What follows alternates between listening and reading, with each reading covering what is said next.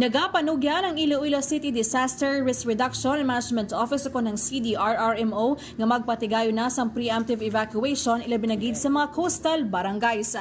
Inagod mapasiguro man ang kaluwasan sa mga residente nga nagapuyo malapit sa mga baybayon. Samtang ginahingi man sang Cdrmmo ang mga public ag private institution nga palipoton ng office hours o kun operations para sa mga empleyado. Base sa inisyal sang Cdrmmo, nagdaat na sa 178 ka pamilya ang gine-evacuate diri sa may Iloilo City. Report nagikan syudad sa Iloilo. Elisa K5, Jenny Kauyon para sa kampiyon na balita sa Serbisyo Publiko. Kagalingawan sa Iloilo, K5 News FM.